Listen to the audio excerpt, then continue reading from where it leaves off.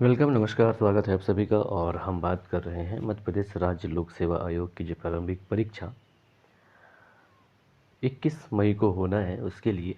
और ये हमारा प्रश्न पत्र सेट 3 है, जिसमें हमने जनरल स्टडीज़ के साइंस एंड एनवायरनमेंट पर आधारित प्रश्नोत्तरों को लिया है।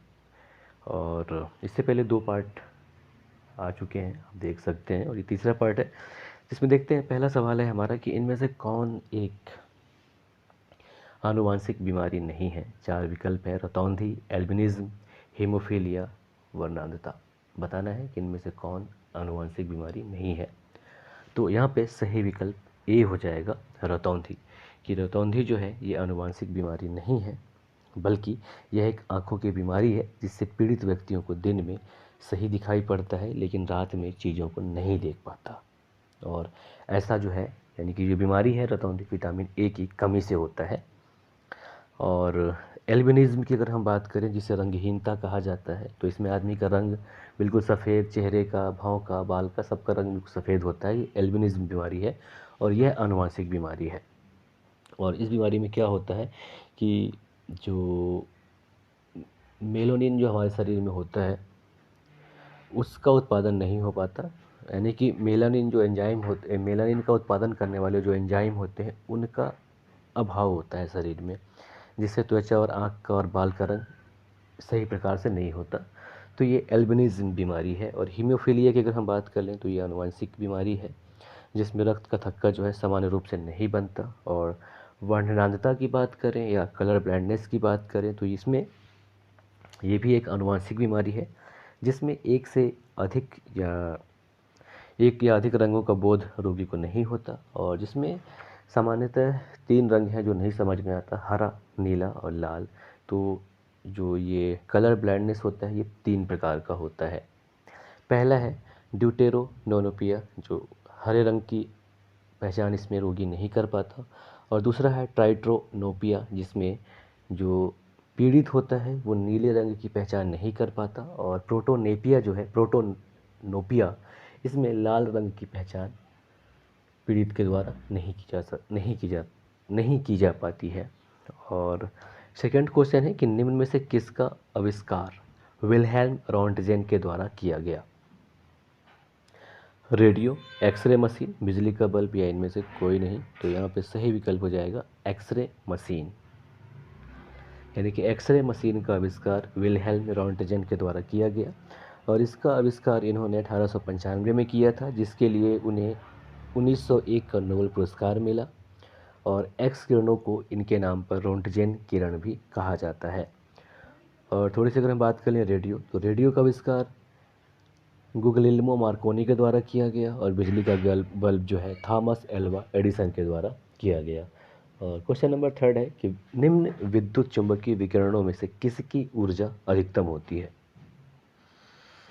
यहाँ पे ऊर्जा से रिलेटेड संबंध है वो आवृत्ति से है, फ्रिक्वेंसी से है। 4 विकल्प हैं: दृश्य प्रकाश, अवरक्त किरणें, पराबैंगनी किरणें या एक्स किरणें।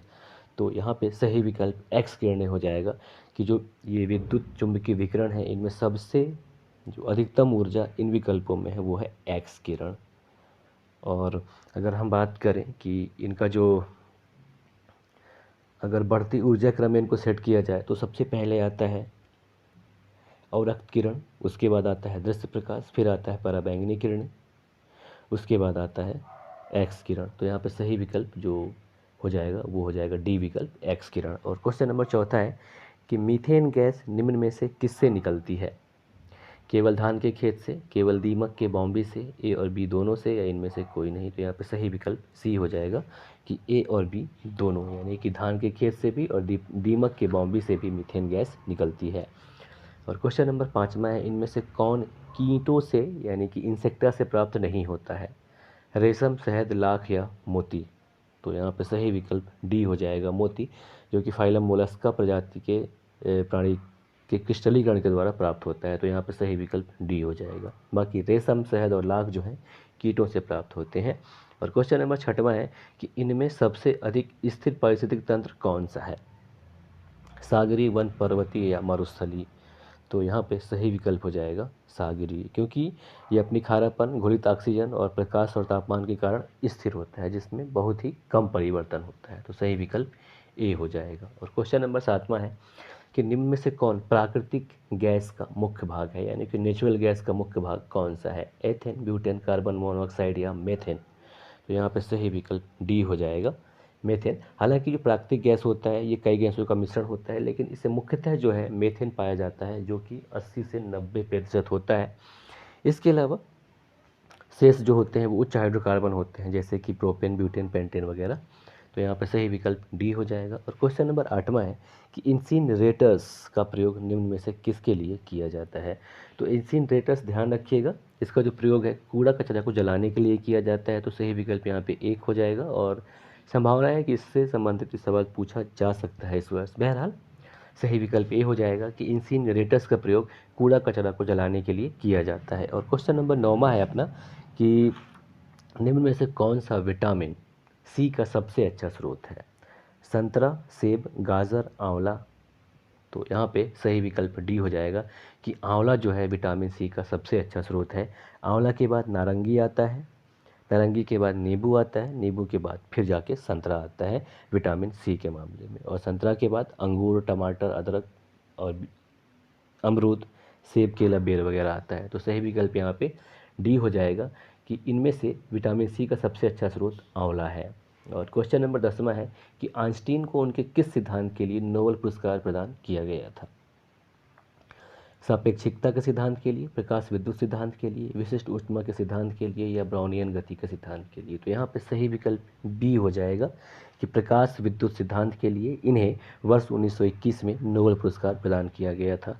विशिष्ट ऊष्मा का सिद्धांत आइंस्टीन से संबंधित नहीं है, बाकी तीनों सिद्धांत जो है ये इनसे संबंधित हैं। और क्वेश्चन नंबर 11वां है कि ध्वनि का वेग किस में अधिकतम होगा? निर्वात में, वायु में, जल में या इस्पात में? तो ध्वनि का वेग जो है इस्पात में सबसे अधिक होगा। तो यहाँ पे सही विकल्प डी हो जाएगा। और क्वेश्चन नंबर 12वां है कि पशुओं को दिया जाने वाला कौन सा दर्द निवारक भारत में गिद्धों के विलुप्त होने के लिए उत्तरदायी है? आइबुप्रोफेन, एस्टामिनोफेन, एस्प्रिन या डाइक्लोफेनेक? तो सही विकल्प डी हो जाएगा कि डाइक्लोफेनेक की जो टेबलेट है ये दर्द निवारक है, जो कि पशुओं को दिया जाता है, जिसकी वजह से भारत में गिद्ध जो है लगभग विलुप्त हो गए हैं। और क्वेश्चन नंबर 13वां है कि चंद्रयान-2 अंतरिक्ष यान को प्रक्षेपित करने के लिए इसरो के द्वारा किस जियोसिंक्रोनस उपग्रह प्रक्षेपण यान का प्रयोग किया गया था? GSLV MK3 को, या GSLV MK2 को, या GSLV MK4 को, या GSLV MK5 को? तो यहाँ पर सही विकल्प ए हो जाएगा, GSLV MK3 को उपग्रह का प्रयोग किया गया था। और क्वेश्चन नंबर 14वां है कि मानव शरीर में निम्न में से कौन सी ग्रंथि अंतःस्रावी एवं बाह्यस्रावी दोनों ही प्रकार की ग्रंथि है? एड्रिनल, अश्रु, अग्नाशय या थायराइड? तो यहाँ पे सही विकल्प हो जाएगा सी, अग्नाशय जो है ये अंतः एवं बाह्य दोनों ही प्रकार का स्रावी ग्रंथि है। वैसे वृषण और अंडाशय जो है ये भी दोनों प्रकार की ग्रंथि हैं।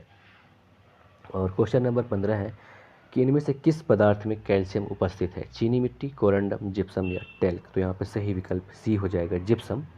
जिप्सम जो है ये इसमें कैल्शियम उपस्थित है, जिसका फार्मूला होता है कैल्शियम सल्फेट 2H2O, और इसको जिप्सम को सेलेनाइट भी कहा जाता है। इसके अलावा हरसौंठ भी कहा जाता है जिप्सम को। और चीनी मिट्टी को केओलिन कहा जाता है, और इसका जो एल्यूमिनियम का अयस्क है इसका फार्मूला है Al2O3 2SiO2, और इसमें जल की बूंदें भी होती हैं। और कोरंडम की बात करें तो एल्युमिनियम का ऑक्साइड है Al2O3, और टेल्क यानी पाउडर होता है। और क्वेश्चन नंबर 16वां है कि निम्न में से कौन सही सुमेलित नहीं है? एक तरफ पदार्थ के नाम दिए हुए, दूसरी तरफ इनका प्रयोग बताया गया है। तो पहला है चीनी मिट्टी, ब्लैक एंड वाइट फोटोग्राफी में प्रयोग किया जाता है। सिल्वर आयोडाइड कृत्रिम वर्षा के लिए, और लिथियम बाइकार्बोनेट गठिया का उपचार, और चौथा है दूधिया मैग्नीशियम प्रतिअम्ल। बताना है कि इनमें से कौन सही सुमेलित नहीं है।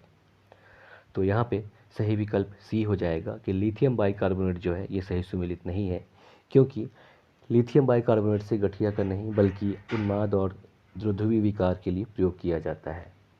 ठीक है। और क्वेश्चन नंबर 17वां है कि तुलसी के पौधे का औषधीय महत्व निम्न में से किसकी उपस्थिति के कारण है?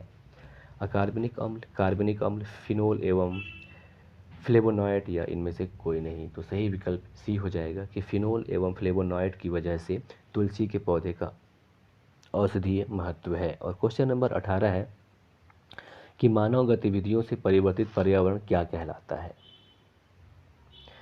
नैसर्गिक पर्यावरण, एंथ्रोपोजेनिक पर्यावरण या शहरी पर्यावरण या आधुनिक पर्यावरण। तो सही विकल्प हो जाएगा बी, एंथ्रोपोजेनिक पर्यावरण या मानवीय पर्यावरण। और क्वेश्चन नंबर 19वां है कि निम्नलिखित में से कौन सा कथन असत्य है? भूमध्य रेखा से ध्रुवों की ओर जाति विविधता में वृद्धि होती है, या उष्णकटिबंधीय क्षेत्र शीतोष्ण क्षेत्रों की अपेक्षा अधिक जातियों को आश्रय देते हैं, या विशालतम जैव विविधता अमेजनी वर्षा वनों में पाई जाती है, या जातीय विविधता शीतोष्ण क्षेत्रों से ध्रुवों की ओर घटती जाती है। तो बताना है कि इनमें से कौन सा कथन असत्य है। तो यहाँ पे सही विकल्प जो हो जाएगा वो हो जाएगा नंबर 1 कि भूमध्य रेखा से ध्रुवों की ओर जातीय विविधता में वृद्धि होती है। तो ऐसा नहीं होता है, जातीय विविधता में कमी होती है। तो सही विकल्प यहाँ पे ए हो जाएगा। और क्वेश्चन नंबर 20वां और अंतिम है कि सुपोषण के संबंध में कौन सा कथन सत्य है? यह जल निकाय के पोषक तत्व संवर्धन की घटना है, और बी है कि यह जल में घुलित ऑक्सीजन को कम करता है, और सी है कि ए और बी दोनों, और डी है कि इनमें से कोई नहीं। तो यहाँ पे जो दोनों कथन है वो सत्य हैं। तो सही विकल्प यहाँ पे सी हो जाएगा, ए और बी।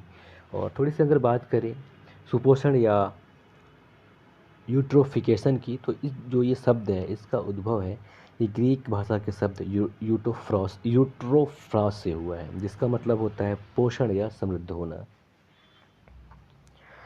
तो और पर्यावरण के संबंध में किसी भी जलाशय को जो है पोषक तत्वों से समृद्ध करना सुपोषण कहलाता है। और इस प्रक्रिया में होता क्या है कि जलाशयों में जो जलाशय होते हैं उसमें पौधों और शैवालों का विकास होता है, और जल में बायोमास की उपस्थिति के कारण इस जल में जो है ऑक्सीजन की कमी हो जाती है। और ऐसा इसलिए होता है कि जो प्रायः जलीय तंत्र में फास्फेट युक्त डिटर्जेंट, उर्वरक और मल जल के मिल जाते हैं, इसकी वजह से होता है। तो इसमें सुपोषण की वजह से ऑक्सीजन में जल की मात्रा कम हो जाती है और पोषक तत्व जो है वो बढ़ जाते हैं। तो सही विकल्प यहाँ पे बी सी हो जाएगा, ए और बी दोनों। तो बस इस वीडियो में यहीं तक, और बाकी भाग 4 में। तब तक के लिए नमस्कार, जय।